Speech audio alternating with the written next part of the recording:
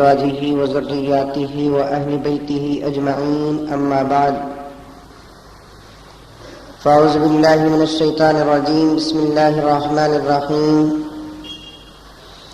يا أيها الذين آمنوا اتقوا الله حق تقاته ولا تموتن إلا وأنتم مسلمون وقال تعالى في مقام آخر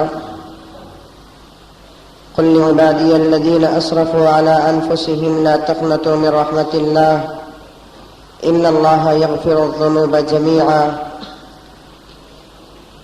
إنه هو الغفور الرحيم وقال تعالى في مقام آخر يا أيها الذين آمنوا توبوا إلى الله توبة نصوحا وقال تعالى في مقام آخر يا أيها الذين آمنوا اتقوا الله وكونوا مع الصادقين صدق الله مولانا العظيم وصدق رسوله النبي الكريم ونحن على ذلك لمن الشاهدين والشاكرين والحمد لله رب العالمين.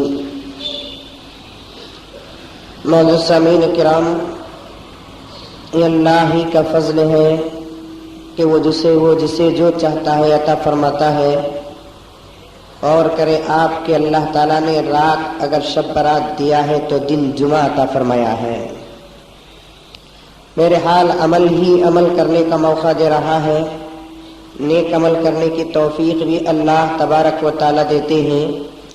اسی لیے اللہ کے رسول صلی اللہ علیہ وسلم نے اپنی امت کو سکھایا کہ اللہ تعالیٰ سے جہاں تم اپنی عمر کی درازی کی دعا مانگتے ہو، جہاں روزی کے وسعت کی دعا مانگتے ہو، آل اولاد کی دعا مانگتے ہو، عزت اور آبرو کی دعا مانگتے ہو، اللہ تعالیٰ کے دربار میں یہ بھی دعا کرو کہ اے اللہ مجھے نیک کام کرنے کی توفیق عطا فرما. کیونکہ اللہ ہی کی ذات ہے جو بندے کو نیک کام کراتی ہے. اگر اللہ کی مرضی نہیں ہے تو اللہ تعالیٰ بندے کو نیک کام کرنے کی توفیق نہیں دیتا. اللہ تعالیٰ مجھے اور آپ کو پوری زندگی نیک کام کرنے کی توفیق عطا فرمائے، راتوں کو جاگنے کی توفیق عطا فرمائے، دن میں عبادت کرنے کی توفیق عطا فرمائے. میرے محترم دوستوں کہ دنیا مختصر ہے اور اس دنیا کو دارالعمل کہا جاتا ہے. محنت کرنے کی جگہ ہے، یہ کام کرنے کی جگہ ہے، یہ عمل کرنے کی جگہ ہے. یہ مختصر سی دنیا اور عمر میں اور آپ اگر دنیا کو ہٹا کر، شیطان کو ہٹا کر، نفس کی نفسانیت کو ہٹا کر اللہ تبارک و تعالیٰ کی عبادت میں اپنی زندگی کو صرف کر دیں گے، مرنے کے بعد آپ کو کوئی عمل کرنے کا موقع نہیں ہے، آپ کو کوئی عمل کرنے کا قانون نہیں ہے. اسی لیے تمام علماء کا اس بات پر اتفاق ہے کہ جنت میں صرف آرام ہی آرام کرنا ہے، عیش ہی عیش کرنا ہے، کھانا ہی کھانا ہے. جنت میں نماز نہیں، جنت میں روزہ نہیں، جنت میں زکوٰۃ نہیں. یہاں آپ کے پاس 1,00,000 روپے ہیں تو 2,500 روپے زکوٰۃ نکالنا پڑے گا. جنت میں کروڑوں کروڑوں کی جائیداد ہوگی، ہیرے جواہرات ہوں گے، بہت بڑی دولت کا آسامی رہے گا، لیکن وہاں زکوٰۃ کا کوئی قانون نہیں ہے. اس کی 2 وجہ حضرات علماء کرام لکھے ہیں. جنت میں زکوٰۃ کیوں نہیں ہے؟ ایک تو جنت دارالعمل نہیں ہے، عمل کرنے کی جگہ نہیں ہے. دوسرا زکوٰۃ اس لیے جنت میں نہیں ہے کہ زکوٰۃ دینے کے لیے غریب کا ہونا ضروری ہے اور جنت میں کوئی غریب نہیں ہے. زکوٰۃ دینے کے لیے غریب کا ہونا ضروری ہے اور جنت میں کوئی غریب نہیں ہے. وہاں سب مالدار ہوں گے، وہاں سب تونگر ہوں گے، وہاں سب بہترین سے بہترین مقام پر رہیں گے. اللہ تعالی ہم تمام کو جنت الفردوس عطا فرمائے. عرض کر رہا تھا میں آپ کے سامنے کہ یہ دنیا ہے، یہاں جتنی چاہے محنت کر کے عمل کر لو، یہاں جو بھی عمل کریں گے اللہ تعالی قبر میں اور حشر میں جنت میں عطا فرمائے گا. اسی لیے سیدنا حضرت موسیٰ علیہ الصلوۃ والتسلیم کا ایک قول ہے کہ دنیا میں اگر کوئی آدمی 1 مرتبہ سبحان اللہ کہتا ہے، کتنی مرتبہ؟ 1 مرتبہ سبحان اللہ کہتا ہے، جبکہ اللہ کے رسول صلی اللہ علیہ وسلم نے فرمایا میرا جو غلام صبح کو 33 مرتبہ سبحان اللہ، 33 مرتبہ الحمدللہ، 33 مرتبہ لا الہ الا اللہ اور 34 مرتبہ اللہ اکبر کہتا ہے تو اللہ تعالیٰ اسے زمین و آسمان کے درمیان جتنی جگہ ہے وہ پوری جگہ بھر کر ثواب عطا فرمائیں گے۔ صرف 33 مرتبہ سبحان اللہ، 33 مرتبہ الحمدللہ، 33 مرتبہ لا الہ الا اللہ اور 34 مرتبہ اللہ اکبر۔ اگر کوئی آدمی کہتا ہے زمین و آسمان کے درمیان جتنی جگہ ہے اتنا ثواب ملے گا، کوئی آج تک ماپا ہے کہ زمین سے لے کر آسمان تک کتنے کلومیٹر ہے، کتنے فٹ ہے؟ نہیں، 4.5 لاکھ کلومیٹر صرف چاند ہے اور چاند سے اوپر ستارے ہیں، اس سے اوپر سیارے ہیں، اس سے اوپر آسمان ہے۔ اتنا لمبا فاصلہ چند ذکر کی صدقے میں اللہ تعالیٰ مجھے اور آپ کو عطا فرمائیں گے۔ اللہ کے رسول نے فرمایا صبح کو ایسا ذکر کرو اور شام کو عصر کے بعد یہ ذکر کرو۔ غور سے سنو میرے دوستو، اللہ تعالیٰ موضوع دے رہا ہے عصر کی نماز کے بعد جو بندہ جس جگہ پر عصر کی نماز پڑھا اسی جگہ پر بیٹھ کر اس مقدس ذکر کو کرتا ہے تو اس کی زندگی پر ملائکہ رشک کرتے ہیں۔ کیوں عصر کے بعد اسی جگہ پر پڑھتا؟ 2 ہی نمازیں ایسی ہیں 5 وقت کی نمازوں میں جس نماز کے بعد کوئی نماز نہیں ہے۔ ایک فجر کی نماز اگر کوئی آدمی فرض پڑھ لیا تو سورج کے طلوع ہونے تک کوئی عبادت نہیں ہے، فرض نماز نہیں ہے، کوئی نماز نہیں ہے۔ اور عصر کی فرض نماز پڑھ لیا تو پھر مغرب سورج کے غروب ہونے تک کوئی نماز نہیں ہے۔ کچھ 15-20 منٹ صبح کو بیٹھ جائے اور 15-20 منٹ شام کو بیٹھ جائے تو اللہ جل جلالہ ملائکہ پر اس بندے کے اوپر فخر فرماتے ہیں۔ پڑھیں گے انشاءاللہ، اللہ تعالیٰ ذکر کرنے کی توفیق عطا فرمائے۔ عرض کر رہا تھا کہ دنیا کے اندر اگر کوئی آدمی ایک مرتبہ ذکر کرے اتنا بڑا ثواب۔ حضرت سلیمان علیہ السلام ہوا میں اڑ رہے تھے، تخت میں اڑ رہے تھے۔ ان کا تخت کوئی معمولی تخت نہیں تھا بلکہ اتنا بڑا تخت تھا کہ سلیمان بھی سوار ہوتے، سلیمان کی پوری وزارت سوار ہوتی اور سلیمان کے ساتھ 30,000 فوج بھی سوار ہوتی تھی۔ اتنا بڑا تخت ہے، ایسا نہیں کہ چھوٹا سا ایک خالین ہو، حصیر ہو، اتنا چھوٹا تخت نہیں ہے، اتنا بڑا تخت کہ 30,000 فوج ایک ہی وقت میں سلیمان کے ساتھ اور سلیمان کی پوری وزارت کے ساتھ سوار ہوتی تھی۔ ہوا میں اڑتے ہوئے ایک مرتبہ حضرت سلیمان علیہ الصلوۃ والتسلیم کے دل کے اندر کچھ فخر پیدا ہوا کہ واہ سلیمان تو ہوا میں اڑ رہا ہے، واہ سلیمان تو ہوا میں اڑ رہا ہے۔ اللہ تعالیٰ کو یہ بڑائی پسند نہیں آئی۔ اللہ فرماتے ہیں تو عاجزی کر، میں تجھے بڑا بناؤں گا، تو بڑا بننے کی کوشش کرے گا تو میں تجھے ذلیل کر کے رکھ دوں گا۔ اللہ کے درمیان اور دنیا کے سامنے عاجز بن کے رہو۔ بڑائی اور فقر اللہ تعالیٰ کو پسند نہیں، غروری اللہ تعالیٰ کو پسند نہیں۔ اللہ فرماتے ہیں کہ تو عاجز بن کر رہے، میں تجھے بڑا بنا کر رکھوں گا، اگر تو بڑا بننے کی کوشش کرے گا تو میں تجھے ذلیل کر کے رکھ دوں گا۔ عاجزی اللہ کو پسند ہے۔ حضرت سلیمان کے دل میں ایک ہلکا سا فخر پیدا ہوا کہ سلیمان تو کتنا خوش نصیب ہے کہ 30,000 فوج کے ساتھ تو ہوا میں اڑ رہا ہے۔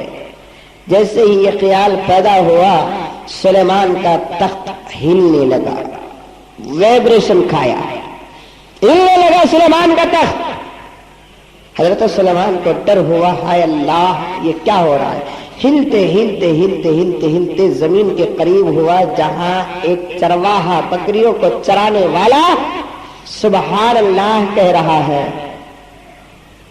حضرت سلیمان نے سوچا وہ سبحان اللہ کہہ رہا ہے اور میں ہوا میں اڑ رہا ہوں۔ اللہ نے حضرت سلیمان سے پوچھا سلیمان وہ کون؟ وہ چرواہا کیا کہہ رہا ہے؟ سبحان اللہ کہہ رہا ہے۔ तुम कौन? मैं पैगंबर हूं। क्या कर रहे हो? हवा में उड़ रहा हूं। अल्लाह ने फरमाया तुम्हारे हवा में उड़ने से ज्यादा उसका सुभान अल्लाह मुझे पसंद है। तुम्हारे हवा में उड़ने से ज्यादा इसका सुभान अल्लाह मुझे पसंद है। एक मर्तबा कोई आदमी सुभान अल्लाह कहता है, अल्लाह ताला उसे बहुत बड़ा अजर अता फरमाते हैं। तो दोस्तों मैं ये अर्ज करना चाहता हूं इस बात को रखकर, अगर कोई आदमी एक मर्तबा सुभान अल्लाह कहे तो इतना बड़ा अजर मिल रहा है। मेरे दोस्तों, अल्लाह ने मुझे और आपको पूरी रात जागकर इबादत, दुआ करने और रोने गिड़गिड़ाने की तौफीक अता फरमाई और सुबह में उठकर फिर जुमा में शिरकत और हाजिरी की तौफीक अता फरमाई। ये अल्लाह का फजल नहीं तो और क्या है। अल्लाह ताला फरमाते हैं नेक काम करने की तौफीक भी मैं ही देता हूँ। मैं चाहता हूँ तो तुझे सजदा कराता हूँ, मैं चाहता हूँ तो तुझसे रोजे रखवाता हूँ, मैं चाहता हूँ तो तेरे माल से ज़कात निकलवाता हूँ, मैं चाहता हूँ तो तुझे मैं मेरे घर की जियारत और हज मबरूर अता फरमाता हूँ। मेरी अगर चाहत नहीं है तो मैं तुझे जानवरों की तरह रास्ते में फिरने पर मजबूर कर दूंगा, तेरे ऊपर नींद को गालिब कर दूंगा, तुझे सोने पर मजबूर कर दूंगा। अल्लाह का शुक्र अदा करो, अल्लाह ताला तुम्हारे शुक्र के बदले में इबादत का और मौका अता फरमाएंगे। अर्ज कर रहा था कि ये दुनिया दारुल अमल है, यहाँ खूब अमल करो। हजरत मूसा अलैहिस्सलातु तस्लीम ने इरशाद फरमाया एक मर्तबा अगर दुनिया में कोई बंदा सुबहान अल्लाह कहता है तो अल्लाह ताला इतना बड़ा सवाब देते हैं। वही सुबहान अल्लाह को अगर कोई आदमी मरने के बाद खबर में पड़ता है तो राई के दाने के बराबर भी सवाब नहीं है। वही सुबहान अल्लाह को हशर के मैदान में कहता है तो सवाब नहीं है। वही सुबहान अल्लाह को जन्नत में कहता है तो कोई सवाब नहीं है। यहाँ अमल का सवाब है, खबर में अमल का सवाब नहीं है, हशर में अमल का सवाब नहीं है, जन्नत में अमल का सवाब नहीं है। अमल यहाँ करना है, नतीजा वहां पाना है। वहां अमल करोगे तो यहाँ कुछ नहीं मिलेगा। इसीलिए हजरत मालिक बिन दीनार रहमतुल्लाह अलैह ने ख्वाब में अपनी बेटी को देखा जिनकी बेटी का इंतकाल हो गया था। बेटी से पूछा कि बेटी दुनिया और आखिरत में फर्क क्या है। वाह कैसे बाप थे जो बेटी को मरने के बाद ख्वाब में देखा करते थे। ख्वाब में बेटी को देखते हैं तो सवाल ये करते हैं कि बेटी दुनिया और आखिरत में फर्क क्या है। बेटी ने कहा कि अब्बा अब्बा कान खोल कर सुन ले, दुनिया और आखिरत में फर्क ये है कि दुनिया में अमल करने का मौका मिलता है, आखिरत में अमल की तौफीक भी नहीं मिलती है। अमल कर लो अब्बा, वहां एक मर्तबा अल्लाह अकबर कहोगे तो तुमको अजर मिलेगा। यहाँ तो मैं मरने के बाद से जिक्र कर रही हूँ, कोई अमल नहीं है, कोई सवाब नहीं है। अमल की तौफीक भी अल्लाह जल्ले जलालहू अता फरमाते हैं, नेक काम करने की तौफीक भी अता फरमाते हैं, नमाज पढ़ने की तौफीक भी अता फरमाते हैं। यहाँ तक के उसके दरबार में हाथ उठाकर भीख मांगने की तौफीक भी अल्लाह ही अता फरमाते हैं। हजरत थानवी रहमतुल्लाह अलैह फरमाते हैं मेरे भाई जिसको अल्लाह ताला ने मांगने की तौफीक दे दिया समझो कि उसे वो मिल गया जो उसने मांग लिया है। मांगने की जिसे तौफीक मिली समझो कि उसकी दुआ भी कबूल हो गई है। हमने रात को मांगा है, रात को जागा है, आंखों से आंसू बहाया है, बहुत बड़ा अमल किया है। लेकिन इस वक्त मैं आपके सामने ये बताना चाहता हूं इतना बड़ा अमल अगर दुनिया के एतबार से करते तो बज़ाहिर हमारे सामने बहुत बड़ा फायदा होता। पूरी रात जागते 500 रुपए मिल जाते, पूरी रात जागते 5000 मिल जाते, पूरी रात जागते कोई ऐसा कमाने वाला भी है कि एक रात में 5 लाख रुपए कमा लेता था।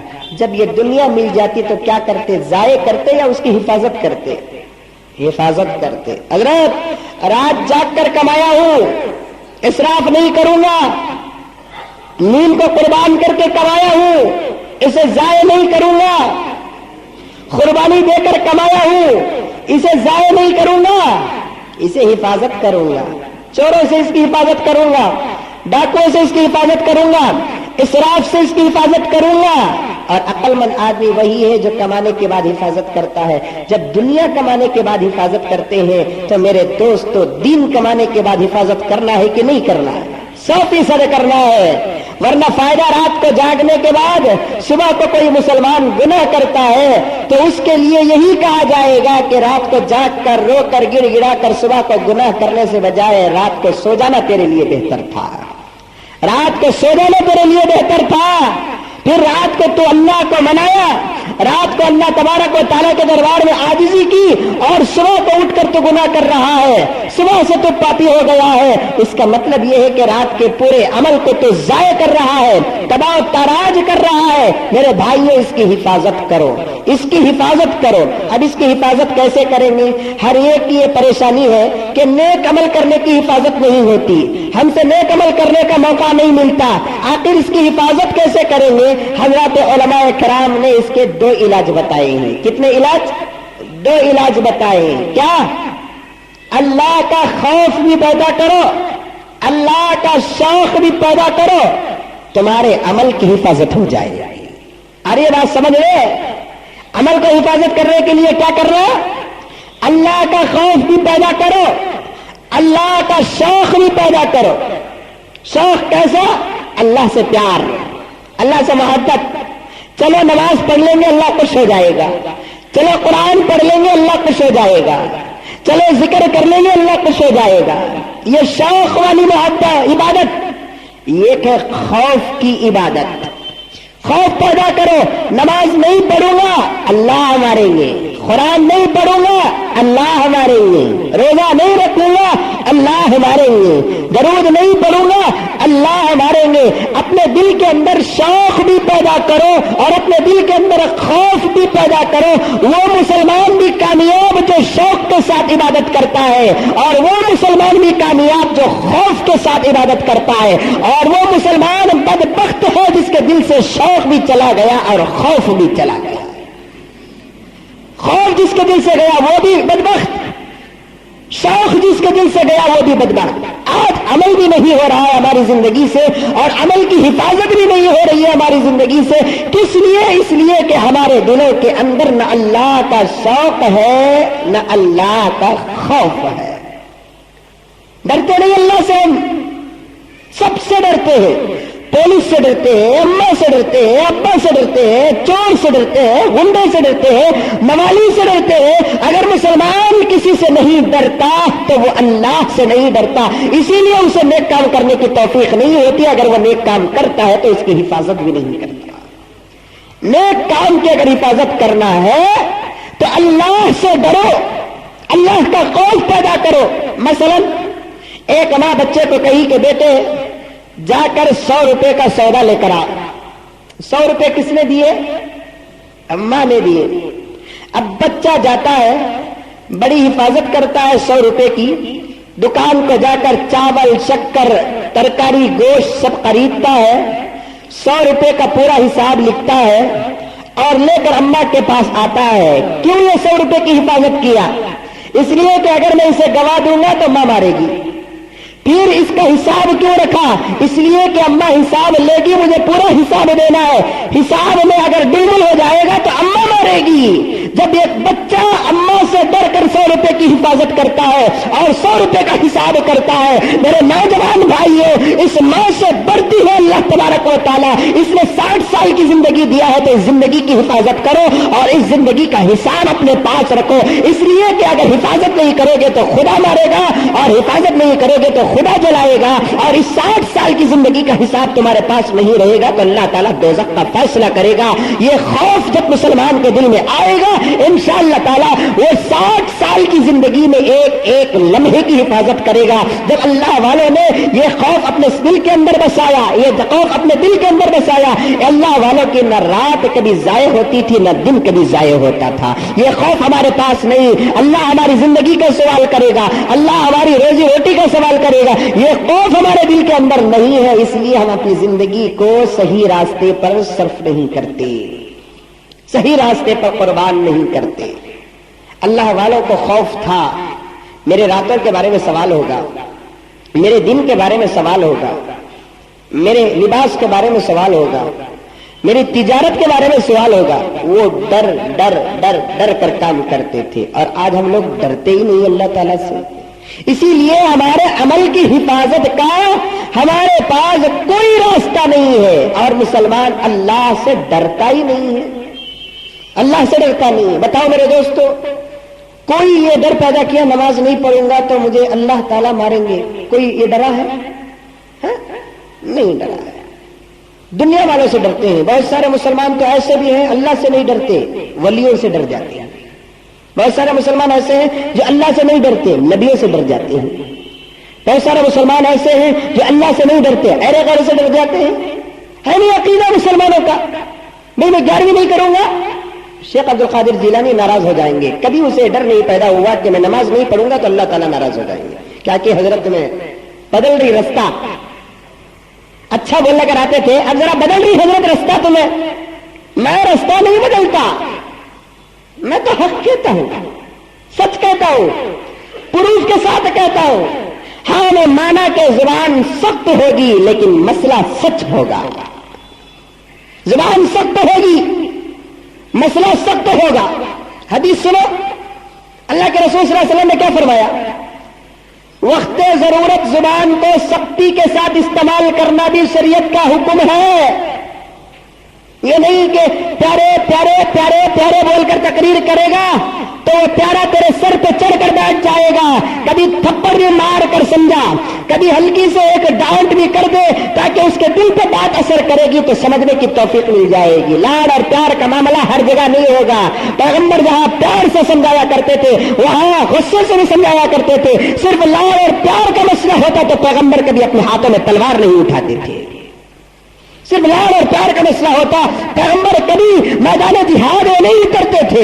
امت کو سمجھانے کے لیے جہاں لاڈ اور پیار کی ضرورت پڑتی ہے وہاں ڈنڈے اور تلوار کی بھی ضرورت پڑتی ہے.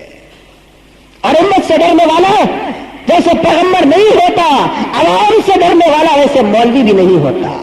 ڈنکے کی چوٹ ہوئے حق کا مسئلہ تو صاف صاف کہنا ہے, چاہے کسی کے دل پر اثر کرے یا کسی کے دماغ پر اثر کرے یا کسی کے پورے وجود پر اثر کرے. ڈرا نہیں جائے گا, یہ سبق اللہ کے رسول نے فرمایا. اور ڈرنے والا کبھی مولوی نہیں ہوتا. قرآن کہتا ہے انما یخشی اللہ من عبادہ العلماء, علماء ہی ڈنکے کی چوٹ پہ بات کرتے ہیں, اس لیے کہ علماء اللہ کے علاوہ کسی اور سے ڈرتے نہیں ہیں.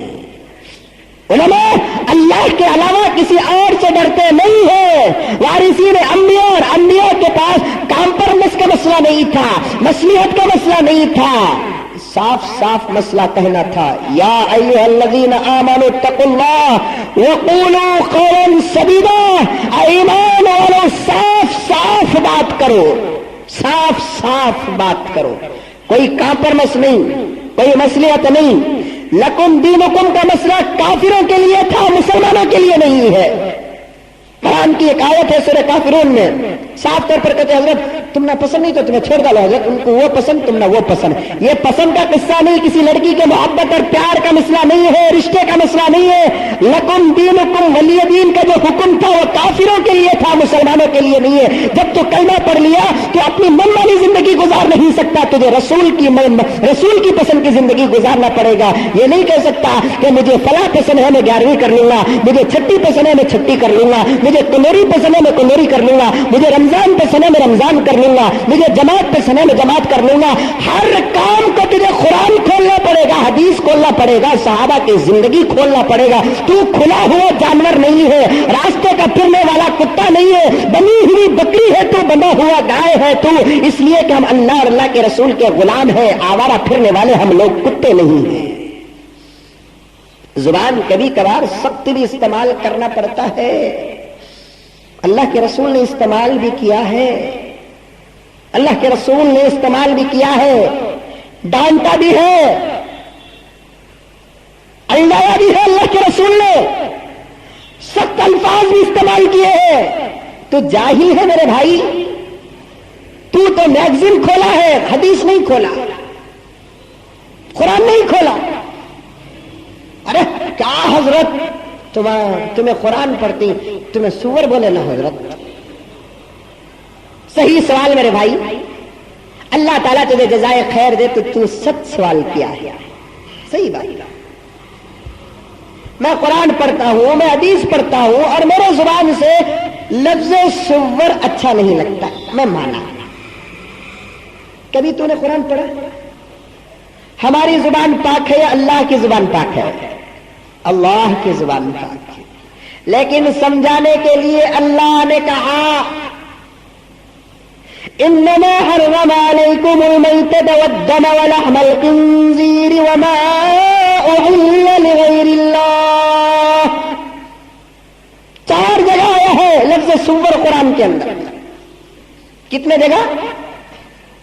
بھئی اللہ اتنا پاک ہو کر اللہ کہیں کو حضرت سور بولیا نہیں، سمجھانا تھا اللہ تعالیٰ کو. کیا بولے اللہ تعالیٰ؟ اے مومنو تمہارے لیے اللہ نے حرام کر دیا کیا؟ میتہ، مردار. انما حرم علیکم المیتۃ، مردار تمہارے اوپر حرام ہے، مردہ تمہارے لیے حرام ہے. کیا مردہ؟ بکری حلال تھی، مرغی حلال تھی، گائے حلال تھی. تم اپنے ہاتھوں سے کاٹ کر ذبح کرو گے تو حلال رہے گی. اگر وہ اپنی موت مر گئی تو اسے مردہ کہا جائے گا، فقہ میں میتہ کہا جائے گا. وہ حلال گائے، حلال بکری، حلال مرغی اپنی موت اگر مر گئی تو تم کھا نہیں سکتے. مردہ تمہارے لیے حرام حرام حرام ہے. انما حرم تمہارے لیے حرام ہے. اچھا مچھی مر جاتی نا حضرت، اسے کرتے ہوئے تمہیں ذبح کرے کیا؟ یہ تو مسلمان سوچتا مولوی کہاں ٹکتا بن کر، بالخصوص سوچتا مزمل کہاں ٹکتا، میرے بیٹے کو پکڑنا رہے. میں پکڑا تو میرے بھائی تو یہاں کا بھی نہیں وہاں کا بھی نہیں. مجھے کیا دشمنی ہے کسی سے؟ میں دشمنی کیوں کروں کسی سے؟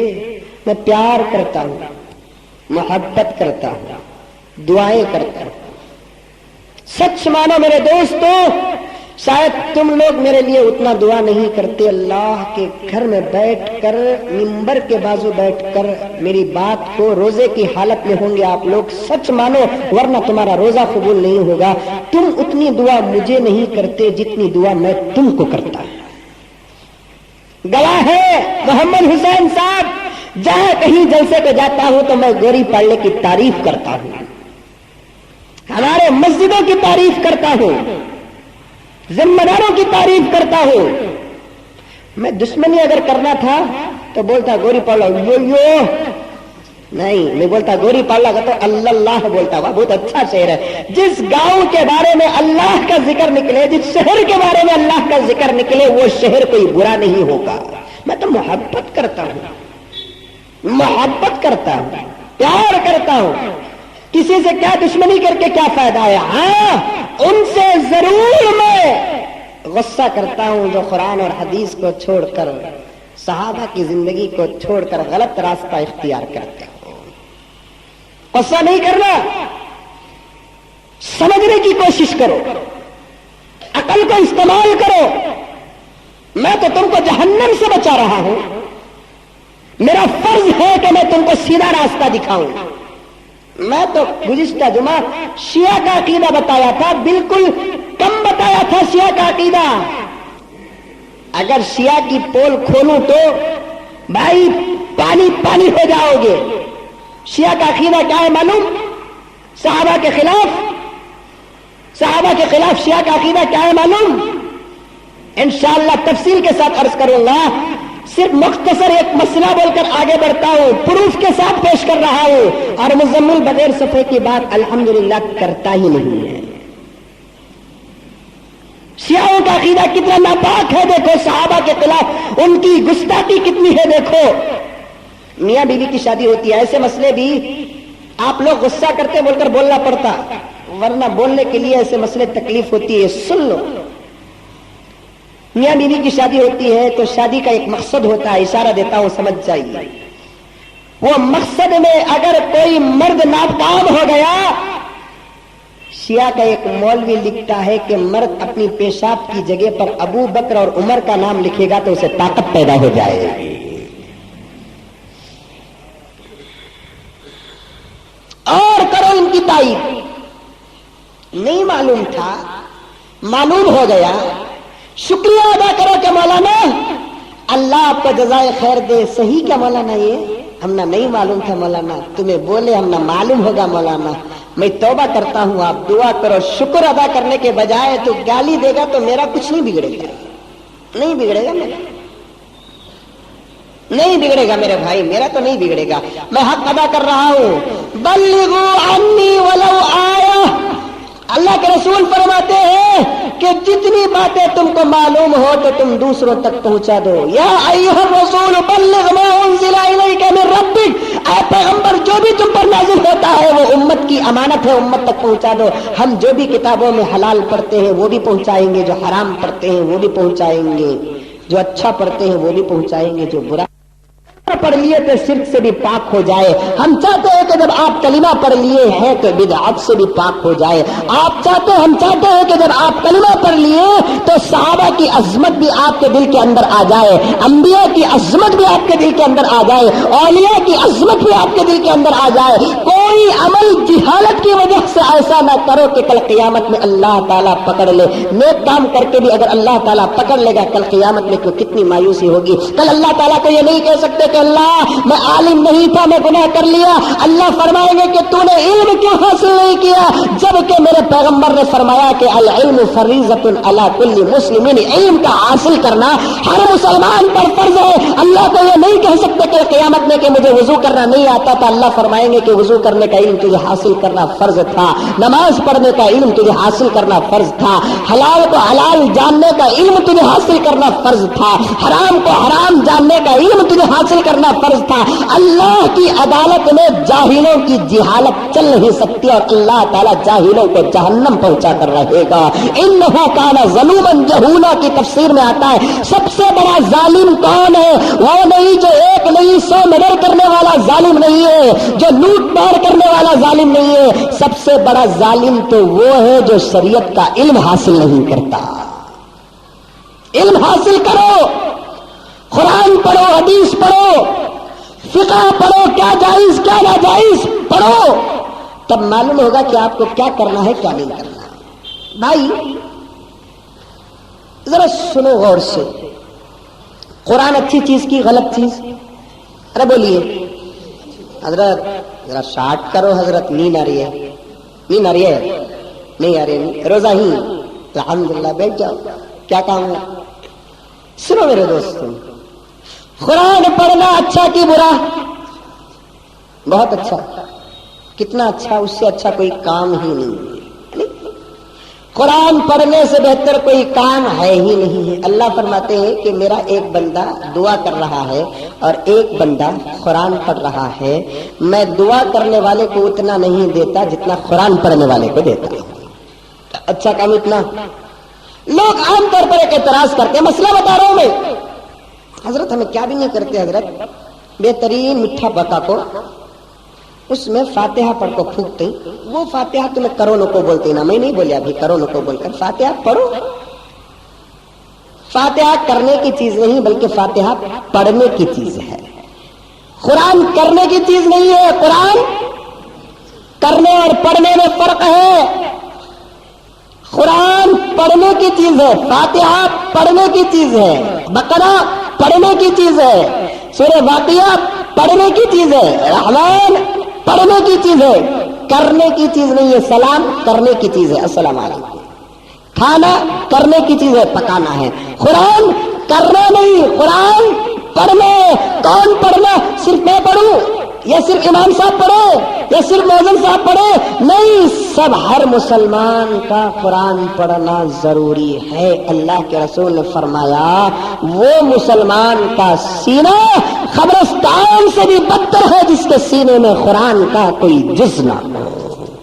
اب سینے کھول کر دیکھو میرا سینہ میسور روڈ کا قبرستان کینی، ٹانی روڈ کا کینی، منڈی پالنے کا کینی، کنگیری کا قبرستان کینی، قبرستانی کی سڑگاٹ کی سینہ کھول کر دیکھو، قبرستان کی سڑگاٹ کی معلوم کرو. یہ سینے جو ہے نا قرآن سے آباد کرو. قرآن پڑھنا اچھی چیز ہے. اگر کوئی مسلمان اس قرآن کو غلط جگہ پر استعمال کرتا ہے تو تب قرآن کا پڑھنا ثواب نہیں ہوتا بلکہ یہی قرآن تمہارے ایمان کو توڑ دیتا ہے. یہی قرآن توڑ دیتا ہے کیونکہ اس قرآن کا غلط جگہ پر استعمال ہوا ہے. لوگ کہتے ہیں کہ حضرت ہم نے اس میں تو صرف سورہ فاتحہ پڑھا ہے لیکن صحیح جگہ پر نہیں پڑھا ہے. مثلا بسم اللہ اللہ اکبر بول کر مرغی کاٹنا، تب جا کر حلال ہوتی. ذبح کرنے آتا تب تو بھی ذبح کرے ہی. مرغی بکرا اونٹ کاٹ کو ہی نہیں کاٹے. کاٹنے کا طریقہ کیا؟ کاٹنے کا طریقہ یہ ہے کہ کاٹنے سے پہلے جانور کو ذرا پانی پلاؤ.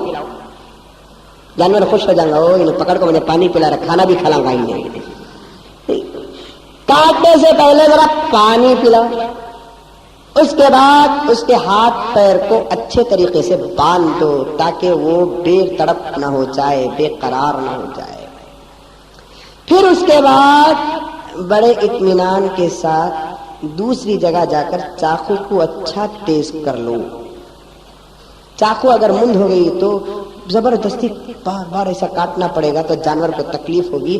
چاقو اگر تیز رہے، کیسی تیز رہنا؟ ایسی جیسے کسی روبدار کی لانگ رہتی ہے، اچھی تیز رہنا. اس کے بعد بسم اللہ اللہ اکبر بول کر ایسے کاٹو کہ ہر جاندار کو گلے میں 4 رگ ہوتے ہیں. کتنے رگ؟ 4 رگ ہوتے ہیں، سامنے 2 اور پیچھے 2. تو یہ 4 رگ کٹ جائے جس کے ذریعے سے خون اگر باہر نکلتا ہے تو جانور مر جاتا ہے. کاٹنے سے پہلے کیا پڑھو؟ بسم اللہ اللہ اکبر. بسم اللہ الرحمن الرحیم نہیں پڑھیں گے کیونکہ اس جانور کو تمہاری چاقو سے تکلیف پہنچ رہی ہے. وہاں تم اللہ کے رحمان اور رحیم ہونے کو یاد کرو گے تو جانور سوچے گا وہ کیسا رحمان ہے جس کے نام پر میرے گلے پہ چھری چل رہی ہے، وہ کیسا رحیم ہے جس کے نام سے میرے گلے پہ چھری چل رہی ہے. اللہ فرماتے ہیں جانور کے گلے میں چھری چلاتے ہوئے میرے رحمان اور رحیم کا ذکر نہ کرو بلکہ میری بڑائی کا ذکر کرو. بسم اللہ اللہ اکبر. اللہ کے نام سے شروع کرتا ہوں جو بہت ہی بڑا ہے. یہ کر کے آپ کاٹیں گے. کب تک کاٹیں گے؟ 4 رگاں کٹے تک. خسیاں کا ذرا مسئلہ ہے یہاں. کیا کہتے 3 سلے کرنا کہتے. سلے کا تو کیا نہیں معلوم. ایسا ایک طرف گیا تو ایک سلہ، ایسا آگا تو دوسرا سلہ، ایسا گیا تو تیسرا سلہ. 3 سلے میں جانور کو اڑا ڈالنا کہتے. سمجھ میں آئی بات ہے. 4 سلے 5 سلے سے بھی کاٹنا نہیں. ایک جگہ بکرا کاٹنے گیا بقرعید کو، مولوی صاحب نہ وہی چاقو لے لو. پھر مدرسے میں رہتے وقت چمڑے وصول کرنے کے واسطے چاقو ہاتھ میں رکھ لکو، گلی گلی پھرتے تھے. کون تمہیں کاٹو حضرت آ کو بولے تو ہمیں بولتے تھے ہمیں چمڑا دیتے کہ ہمیں کاٹتی.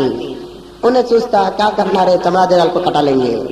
ہمیں مدرسے کے چمڑا لے لیتے تھے. وہ زندگی میں ایک مرتبہ ہمیں چاقو اٹھانے کا موقع ملتا، ہمارے جسم میں سے بھی خون نظر آتا، ہمیں خوش ہو جاتے دیکھیے ہمیں کتنے کاٹے بول کر رہے. سمجھ میں آئی بات ہے. تو ایک جگہ بکرا کاٹنے کے واسطے گیا تو جا کو بکرے کو پانی ڈال کو کاٹنے کے بعد ایسا ایسا میں ذرا دبلا پتلا نا، اب ذرا ہوگی اسے ذرا دکھوں سے میں پہلے ری دکھتا تھا. سمجھ میں آئی بات.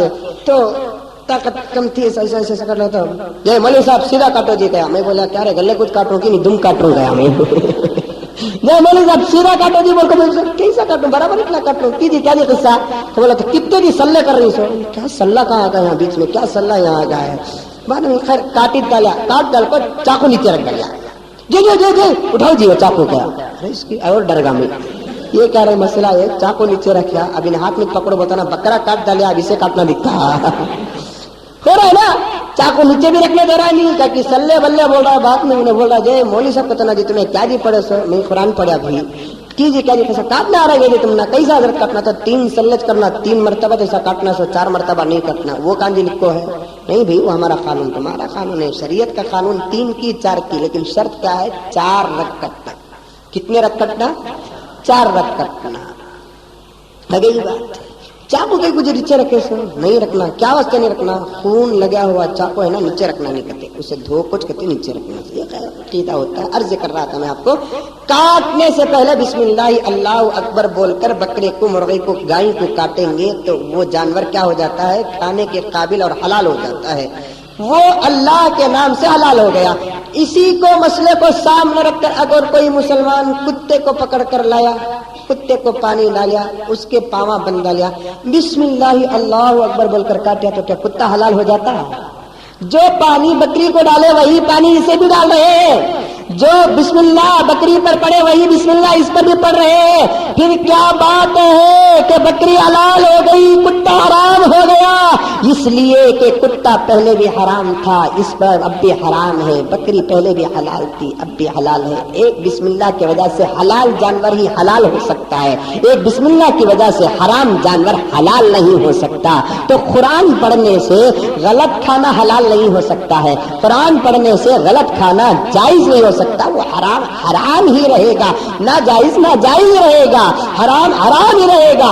دنیا کے پورے مسلمان مل کر کسی حرام کو حلال نہیں بنا سکتے اور کسی حلال کو حرام نہیں بنا سکتے. یہاں تک کہ قرآن نے کہا کہ پیغمبر تم بھی کسی حرام کو حلال نہیں بنا سکتے اور تم بھی کسی حلال کو حرام نہیں بنا سکتے. یا ایھا النبی لم تحرم ما احل اللہ لک، اے پیغمبر جس چیز کو میں نے حلال کر دیا اسے آپ حرام بنانے والے کیوں ہیں؟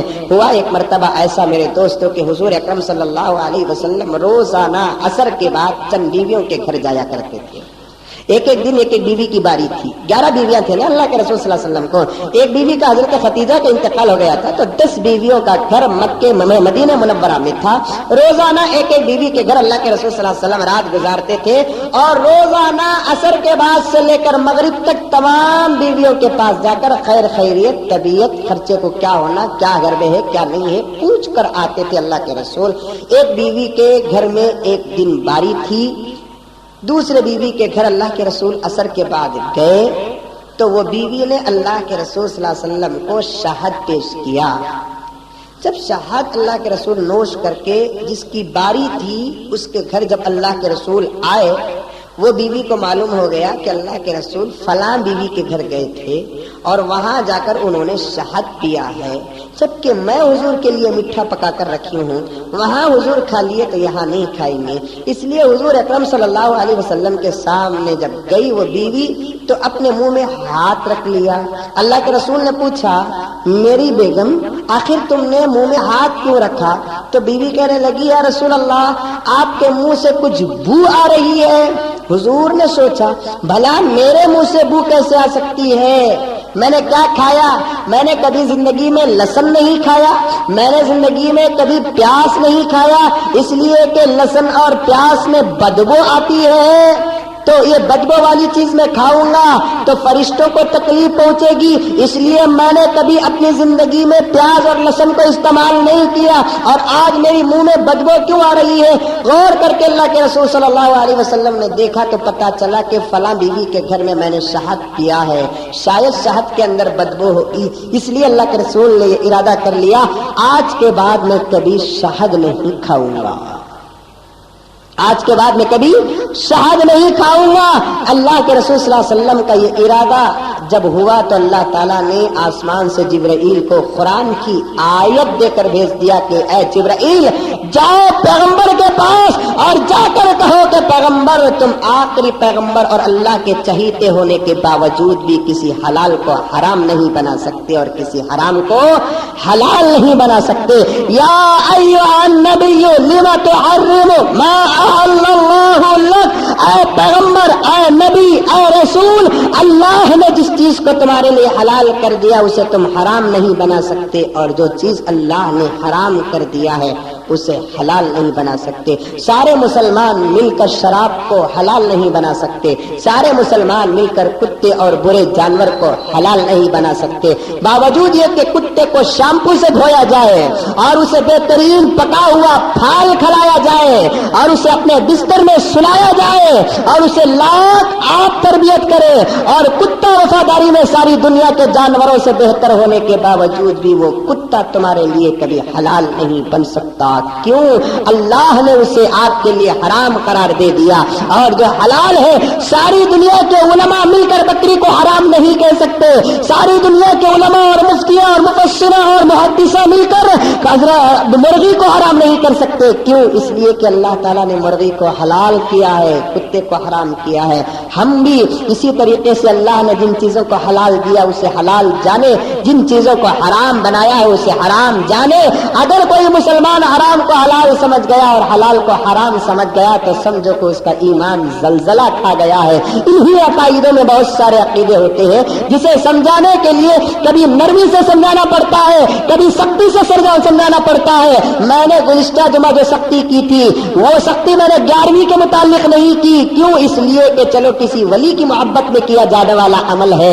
میں نے اتنی سختی کبھی چھٹی کے بارے میں نہیں کی، کیوں؟ اس لیے کہ وہ معین الدین چشتی کی محبت میں کرتے ہیں۔ میں نے کندوری کے بارے میں کیوں اتنی سختی کی؟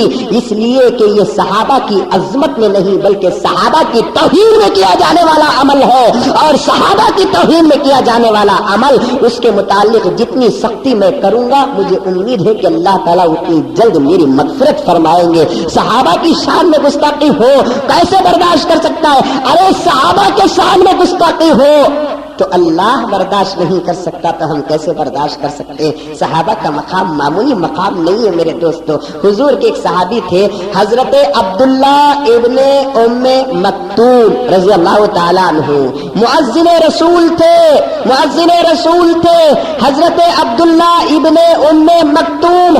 آنکھوں سے اندھے تھے، آنکھوں سے اندھے تھے۔ قرآن کھولو، 30واں پارہ کھولو، سورہ عبس اٹھاؤ اور پڑھو میرے دوستو۔ اسے قرآن کا پڑھنے آتا ہے، اسے قرآن کا پڑھنے آتا ہے۔ ارے پڑھنے نہیں آتا تو مولوی کی بات پہ بھروسہ کر لے، انشاءاللہ تعالیٰ تیری نجات کا ذریعہ اور سبب بن جائے گا۔ عالم کی بات پہ بھروسہ کر لے، ذریعہ نجات کا بن جائے گا۔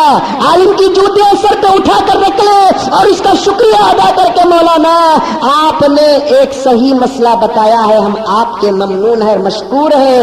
ہم کو نہیں معلوم تھا کہ یہ شیعہ کا طریقہ ہے، یہ قادیانیوں کا طریقہ ہے، یہ یہودیوں کا طریقہ ہے۔ یہ کرنے کے بجائے میرے بھائی اگر تو چوری کرتا ہے تو میں اب بھی تیرے لیے دعا کروں گا، کیونکہ ایسی گالیاں تو حضور کو ملے تھے۔ حضور اکرم صلی اللہ علیہ وسلم سب سے پہلے فاران کی چوٹی پر چڑھتے ہیں، 40 سال کے بعد اپنی قوم کو دعوت دینے کے لیے چڑھتے ہیں۔ فاران کی چوٹی ایک چھوٹا سا پہاڑ، آج بادشاہ کا قلعہ بنا ہوا ہے مکے کے اندر۔ فاران کی چوٹی میں چڑھے، گاؤں والوں کو بلایا، آؤ آؤ میرے رشتہ داروں اقربا، آؤ پورے اہل مکہ آ جاؤ۔ پورے جب محمد رسول اللہ بلاتے ہیں تو دوڑ کر آ گئے، ابھی نبوت کا اعلان نہیں کیا، نبوت کا اعلان نہیں کیا، دوڑ کر آ گئے۔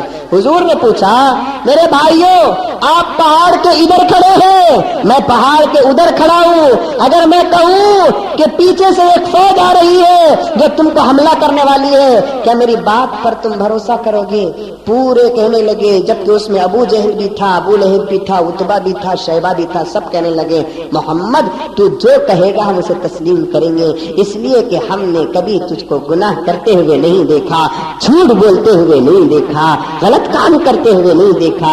جب اللہ کے رسول نے محسوس کیا میری بات کو تسلیم کر رہے ہیں تو اس وقت اللہ کے رسول نے فرمایا کہ بھائیو ایک عذاب تم پر آنے والا ہے جو تم کو تباہ اور برباد کر کے رکھ دے گا، اس عذاب سے اگر تم لوگ بچنا ہے تو اب اس وقت تم کلمہ لا الہ الا اللہ محمد رسول اللہ پڑھو، لا الہ الا اللہ پڑھو، اللہ کی وحدانیت کا اقرار کرو، اس کے ایک ہونے کا اقرار کرو، اس کے ساتھ کسی کو شریک نہ کرو، کیونکہ مکے والے 360 بتوں کی پوجا کرتے تھے، 360 بتوں کی پوجا کرتے تھے۔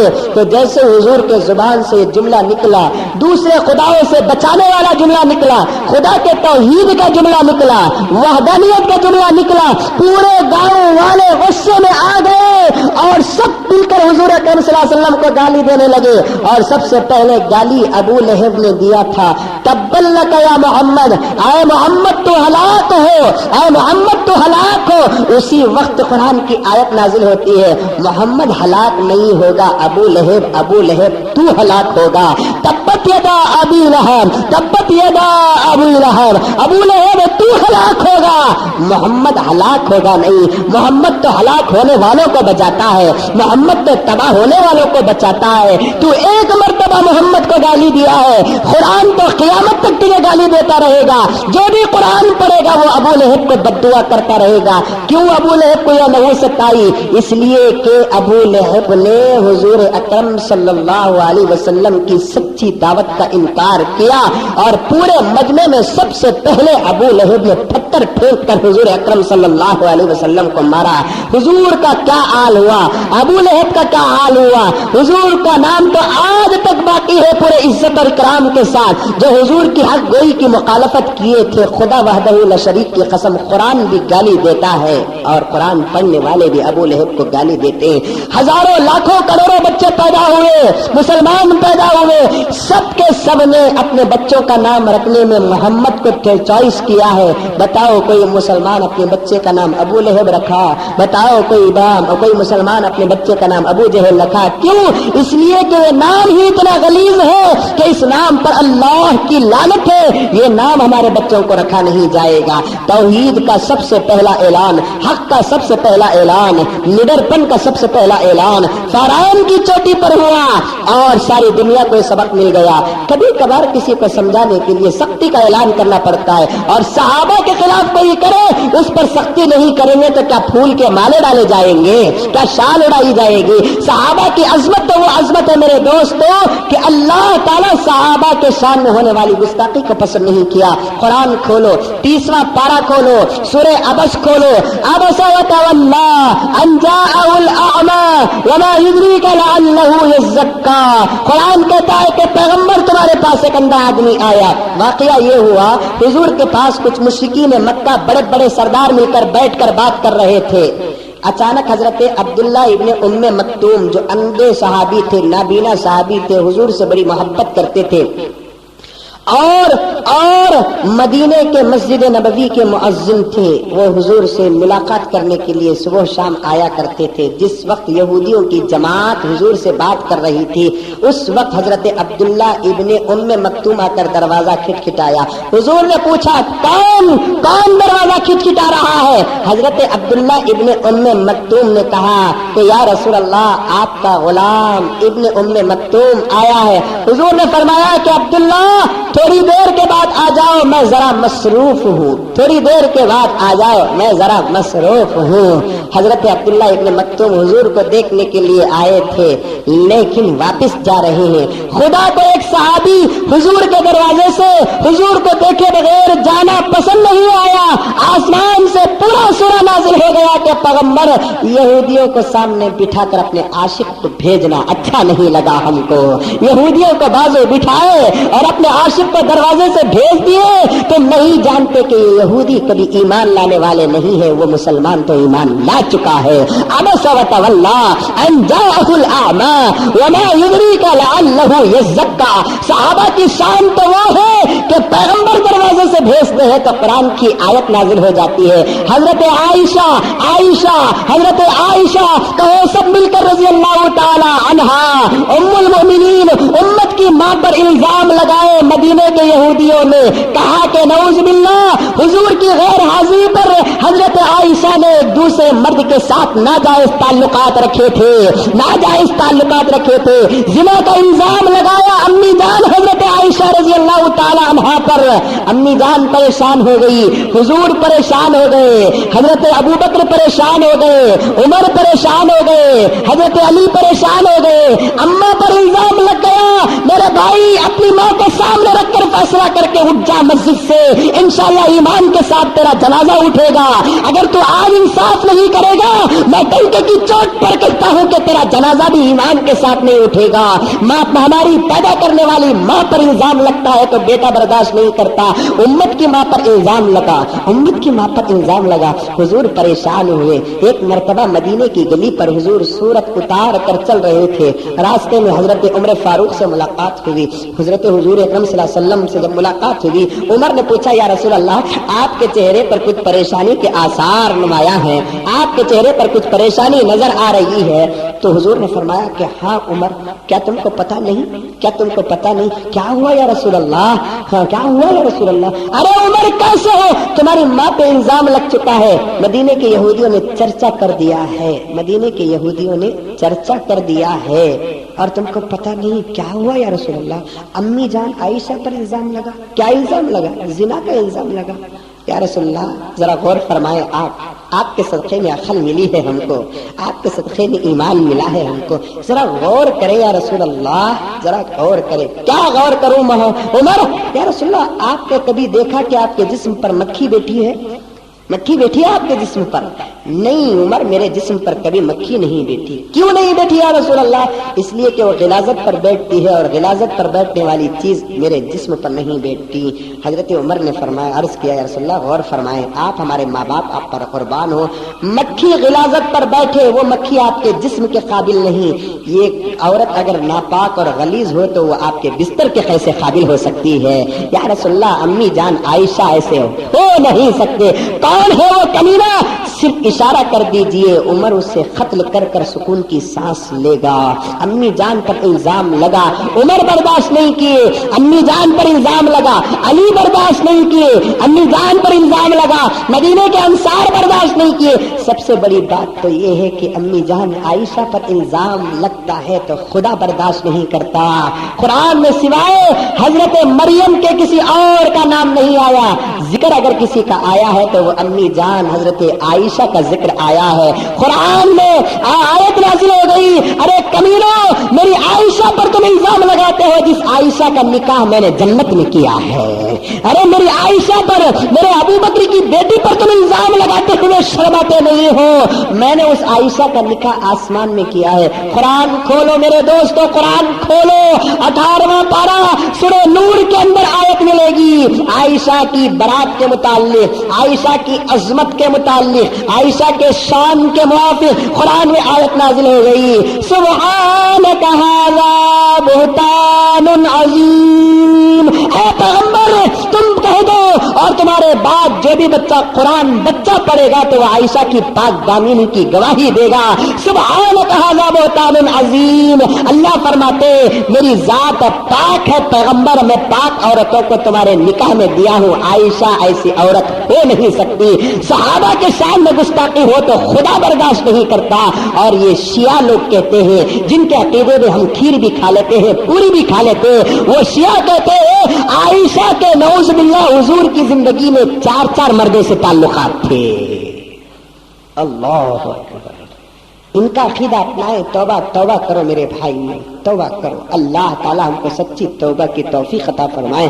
عرض کر رہا تھا کبھی سمجھانے کے لیے سخت جملہ بھی ساتھ پیش کرنا پڑتا ہے۔ وہ سختی ہماری بڑپن کی وجہ سے نہیں، ہمارے شان کی وجہ سے نہیں، صحابہ کی عظمت کو سامنے رکھ کر میں نے سختی کیا ہے، صحابہ کی محبت کو رکھ کر میں نے سختی کیا ہے، اور ایسے سخت جملے حضور نے بھی پیش کیے ہیں۔ کھولو حدیث کی کتاب مشکات شریف، حدیث کی کتاب مشکات شریف، یہ پورے حوالے میرے بیکار ہیں، کبھی زندگی میں کھول کر نہیں دیکھے گا میرا بھائی، پھر بھی میں اپنے حق ادا کر رہا ہوں۔ کھولو حدیث کی کتاب مشکات شریف، اور اس کے اندر باب کھولو، باب الاعتصام بالسنہ۔ اس کے اندر اللہ کے رسول صلی اللہ علیہ وسلم نے ایک سخت جملہ ارشاد فرمایا تقریر کے درمیان میں، تقریر کے درمیان میں سخت جملہ ارشاد فرمایا۔ کیا فرمایا؟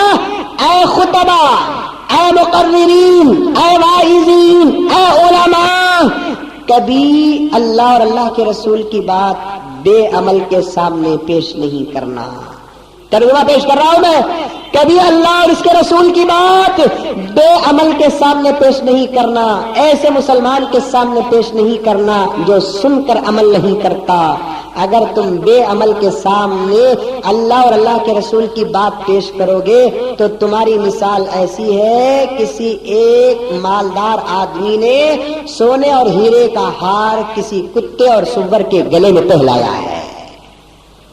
کتنا سخت جملہ ہے، کتنا سخت جملہ ہے، دیکھیے اللہ کے رسول کا۔ اس کا مطلب یہ ہے کہ جو بھی اللہ اور اللہ کے رسول کی بات سن کر عمل نہیں کرتا انہیں کون، میں نہیں بولتا، یہ تو مجھے پکڑ لیں گے نا، مار ڈالیں گے، میں نہیں بولتا، بولو آپ ہی، تاکہ میں کہوں کہ میں نہیں، مجمع نے کہا تھا، اللہ کے رسول نے فرمایا بے عمل، سن کر عمل نہیں کرنے والا، اللہ کے فرائض پہ عمل نہیں کرنے والا، رسول اللہ کی سنتوں پہ عمل نہیں کرنے والا، قرآن پہ عمل نہیں کرنے والا، حلال کو حلال جان کر زندگی نہیں کرنے والا، حرام کو حرام جان کر زندگی نہیں کرنے والا، وہ کون ہو گیا؟ بدترین جانوروں میں سے ہو گیا۔ سخت جملے اللہ نے بھی کبھی امت کو سمجھانے کے لیے، بندوں کو سمجھانے کے لیے استعمال کیے، کبھی حضور بھی اپنی امت کو سمجھانے کے لیے استعمال کیے۔ قرآن میں 4 جگہ آ گیا، کیا؟ انما حرم علیکم المیتۃ والدم ولحم الخنزیر وما أهل لغیر اللہ. اے میرے بندو، تم پر مردار حرام، تم پر خون حرام، تم پر برا جانور سور حرام، اور تم پر وہ کھانا بھی حرام جو اللہ کے علاوہ کسی اور کے نام پر کھلایا جاتا ہے. وما أهل لغیر اللہ، وہ کھانا بھی حرام جو اللہ کے علاوہ کسی اور کے نام پر کھلایا جاتا ہے. اللہ یہاں کیوں برے جانور کا ذکر کیا؟ سمجھانے کے لیے، ڈانٹنے کے لیے، بتانے کے لیے. اللہ تعالی ہم تمام کو نیک توفیق عطا فرمائے. سمجھو، عقل سلیم کو رکھ کر اپنے عمل کی حفاظت کرو، اور عمل کو اگر حفاظت کرنا ہے یا تو شوق پیدا کرنا ہے یا تو خوف پیدا کرنا ہے. خوف کیسے پیدا کرنا ہے انشاءاللہ تعالی آئندہ جمعہ حضرات کے سامنے عرض کروں گا.